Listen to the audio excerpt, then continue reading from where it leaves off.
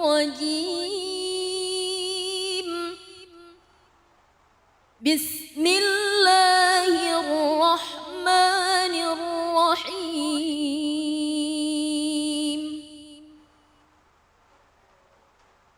إنكم لتأتون الرجال شهوة من دون النساء بل أنتم قوم مسرفون صدق الله العظيم. Sadaqallahul Azim. Sama-sama kita mendengarkan pembacaan ayat suci Al-Quran surah Al-A'raf ayat 81. Tadi kita membahas tentang perbuatan fahisyah. Kita bicara LGBTQ. Ada yang bilang gak usah pakai bilang LGBTQ deh. Langsung aja kalau kata Ustadz Erik tadi. Homoseksual dan lesbian. Selesai udah katanya gitu. Nah ayat ini juga mencoba mengajarkan kita menyikapi tentang hal tersebut. Nah gimana Ustadz Erik? Kira-kira apa yang bisa kita ambil hikmah atau pemaknaan atau penafsiran dari ayat ini? Silakan. Baik. Bismillah, salatu wassalamu rasulillah wa ala alihi wa ba'du. Jika kita lihat ya, ayat yang tadi dibacakan surat Al-A'raf ayat 81, innakum latatuna rijala syahwatan min dunin nisa'i bal antum qaumun musrifun. Sesungguhnya kamu mendatangi lelaki untuk melepaskan nafsumu kepada mereka, bukan kepada wanita. Malah kamu ini adalah kaum yang melampaui batas. Nah, itu artinya. Kita lihat, kalau kita lihat kata secara lughah syahwat ya. Syahwat itu kalau dalam bahasa Indonesia langsunglah apa? Keinginan untuk apa namanya? Birahi gitu bahasa. Birahi bahasa Indonesia. Tapi sebetulnya syahwat ya kalau dalam bahasa Arab itu lebih luas. Dia mencakup keinginan syahwat kekuasaan, syahwat harta, itu ada. Jadi lebih luas lagi.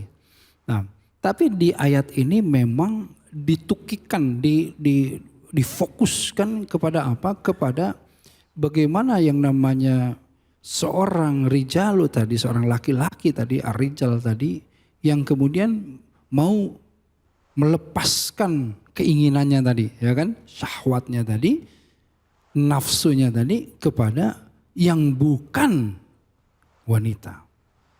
Nah, di sini disebutkan bahwa kamu tuh kaum yang togok, yang melampaui batas. Kenapa seperti ini? Kalau kita lihat ya, masalah nafsu kita masuk dulu. Dalam surah Yusuf disebutkan inna nafsa la'amaratin bisu'i illa marahimma rabbi. Sesungguhnya yang namanya amarah itu, nafsu amarah itu nafsu yang membawa kita kepada sesuatu yang kepada semua yang buruk, yang jelek. Tapi di situ ada kecuali illa. Apa? Nafsu yang dirahmati oleh Allah. Oh berarti yang namanya melampiaskan keinginan, melampiaskan nafsu itu ada yang buruk, ada yang dirahmati oleh Allah.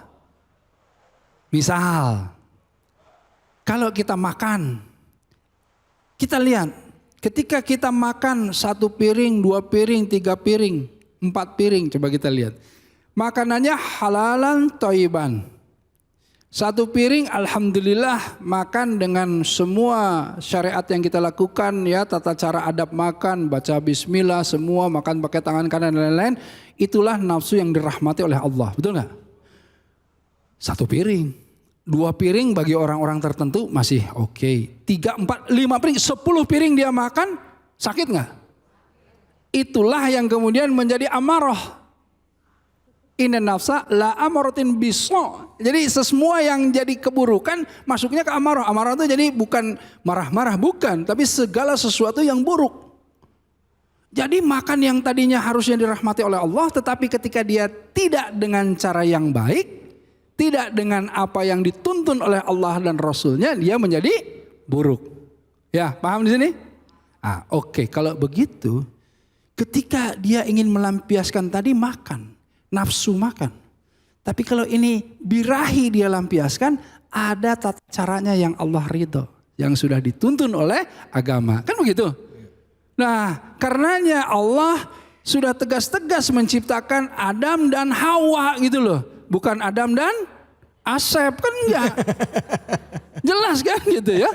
Mana ada Adam dan Asep, Adam dan Hawa di mana-mana. Nah, karenanya zakar min unsa ini yang namanya laki-laki dan perempuan yang saling pasangan. Ya semualah surah An-Nisa, surah Ar-Rum ya 20, An-Nisa 1 semua membahas tentang itu. Tapi intinya ketika kita tidak adil.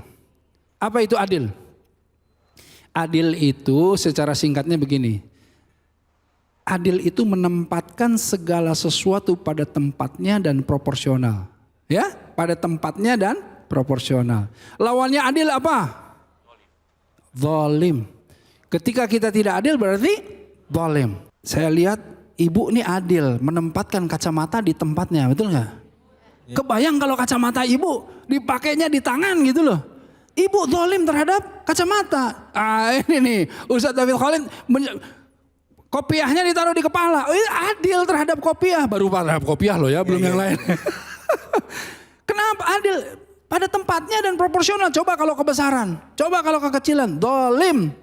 Ya kan? Nah ini ketika seorang laki-laki ya melampiaskan birahi nafsunya kepada bukan perempuan, di sini disebut apa? Musrifun, melampaui batas. Orang-orang yang mendapatkan azab Allah. Kenapa? Karena dia tidak adil, dia berlaku zalim gitu. Ini pemahaman awalnya nih. Nah, berarti laki-laki harus sama perempuan? Iya. Ya, walaili ila yaksha wa nahari idza tajala wa ma khalaqaz zakara wa unsa. Kan begitu, kan pasang-pasangannya malam siang kan gitu kan. Ini pasang-pasangan gitu. Nah, kalau seandainya tatanan harmonisasi ini diubah oleh manusia, apa yang terjadi? Itu yang menjadi masalah kita, yang buat masalah kita yang berbuat kerusakan terhadap itu. Disinilah kalau kita lihat saya akan berikan gambaran. Bahwa jika seandainya lelaki berhubungan dengan lelaki, perempuan dengan perempuan, ini akan membuat manusia tidak bisa produktif melahirkan anak-anak manusia. Betul nggak? Kalau di dalam surah Asy-Syu'ara ya, ayat 160 ini dinyatakan kaum Lut itu mendustakan Rasul gitu ya. Nah jadi mestilah kemudian mereka itu bertakwa. Jadi ikut agama Lut, ikut agama Islam, ikut agama yang datang dari Allah. Dan insya Allah kita akan terjaga dari segala kerusakan. Kurang lebih itu. Insya Allah kita masih ada untuk ini ya. Lagi seru nih Ustaz. Ya baik, terima kasih banyak Ustadz Erik. Silakan Ibu ngomongin masalah ini jadi kita ngerasa jadi kegambar gitu. Kalau saya jadi waktu saat ngomong jadi kebayang gitu ya, di media sosial di luar negeri itu ada pasangan suami istri, laki-laki dan perempuan. Laki-lakinya dulunya adalah perempuan. Yang perempuannya dulunya adalah laki-laki. Jadi pada saat mereka menikah, si yang hamilnya itu adalah yang laki-lakinya. Karena dulunya perempuan. Itu ada, itu fakta. Nah, akhirnya tadi kata Ustadz benar, ini akhirnya merusak tatanan generasi ke depan, merusak peradaban ke depannya. Civilization ini kacau ke depannya. Akhirnya muncul anak-anak yang bingung, yang nanti akhirnya juga jadi lemah. Nah, mungkin ada yang mau menanyakan soal ini yang disinggung oleh Ustadz, silakan Ibu. Silakan. Fadhal. Bismillahirrahmanirrahim. Assalamualaikum warahmatullahi wabarakatuh. Waalaikumsalam warahmatullahi wabarakatuh. Saya Bu Ulfa. Saya mau nanyakan bagaimana peran para ulama ya. Karena saya di lapangan sering terbentur tuh ketika kita mengadvokasi yang anak-anak yang gitu ya atau yang lain mau IJLBT itu selalu ada kelompok gitu ya dan kecenderungan tuh mereka mengatakan asas HAM gitu. Jadi orang tua itu pada ngeluh. Jadi orang tuanya akhirnya kalah gitu. Ketika dia mau mengambil anaknya, memperbaikinya anaknya yang udah kena IJLBT itu. Nah itu gitu. Jadi saya banyak bagaimana peran para ulama untuk mengadvokasi ya, kebijakan pemerintah ya daerah ataupun pusat itu untuk melindungi anak-anak kita gitu karena selalu mereka membenturinya HAM akhirnya kita kalahnya di situ. Itu saya tanya. Baik. Makasih banyak Ibu. Ibu, Assalamualaikum warahmatullahi wabarakatuh. emang bener ya Bu ya, yang jadi senjata hak asasi manusia sekarang ya Bu ya. Ya silakan Ustadz, nyingkapinya gimana Ustadz? Baik, ini memang akobah, namanya ujian tantangan yang besar buat kita, juga buat sebuah bangsa dan negara.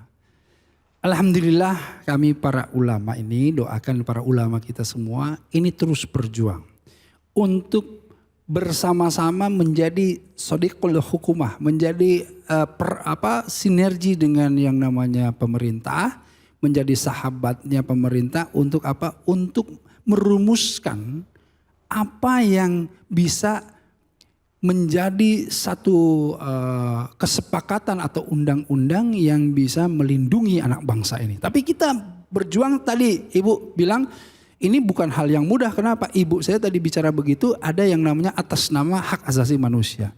Nah memang dunia ini tadi saya bilang sedang berperang antara kaum-kaum yang anti agama, anti moralitas, yang dengan orang-orang yang menjunjung nilai-nilai kemanusiaan secara moral dan agama tentu. Dan inilah yang menjadi PR buat kita. Kenapa? Mereka selalu menyerang di gozul fikir, di akal. Diputar balikan akal kita itu seakan-akan yang benar jadi salah, yang salah jadi benar. Karenanya akal sehat saja belum cukup menurut saya. Kan ada orang yang menggaung-gaungkan akal sehat. Itu belum cukup. Kenapa? Menurut saya harus akal syariat. Kalau akal dikaitkan dengan syariat, artinya ukuran-ukuran barometer agama, insya Allah ini yang selamat. Bukan akal sehat saja. Akal sehat itu bisa dirasakan sehat secara jasadiah, tetapi secara ruhiyah menyeleweng. Nah ini yang kemudian kita harus tadi, bagaimana ku anfasakum wa ahlikum naro. Dengan barometer ukuran-ukuran nilai agama, kita lindungi diri kita, keluarga kita, lingkungan kita dari hal-hal yang menyimpang tadi. Karena sudah jelas. Nah disinilah bagaimana yang namanya kita semuanya harus peduli terhadap ini semua. Peduli dengan apa? Dengan memberikan pemahaman terhadap lingkungan kita bahwa ini sesuatu yang buruk. Ini sesuatu yang salah. Gitu. Ini sesuatu yang salah, ini sesuatu. Jadi kalau ada sedikit yang namanya tanda-tanda seseorang, apakah itu lingkungan keluarga dan lain-lain yang akan kemudian kira-kira masuk ke dalam pemahaman itu, kita harus cegah. Itulah konsep amar ma'ruf. Jadi Ibu tetap berjuang, istiqomah, rangkul dengan kasih sayang. Karena setelah mereka paham, insya Allah banyak kok orang-orang yang saya kenal setelah paham mereka malah merasa, ya Allah ternyata yang benar begini ya gitu. Oh ternyata kemarin pemikiran saya begitu. Jadi insya Allah Allah bimbing. Jangan tinggalin sholat aja, insya Allah. Minta petunjuk, Allah buka pintunya ini ya. Pintu hidayahnya Allah buka. Sehingga akhirnya kita mampu meraih itu. Kita akan lanjutin lagi obrolannya, seru ya Bu ya. Jadi serius banget nih bahasannya. Saya juga agak berat ngangkat tema ini ya. Karena serius ya, ini tantangan kita buat ke depan. Tetap di sini, di Cahaya Hati Indonesia.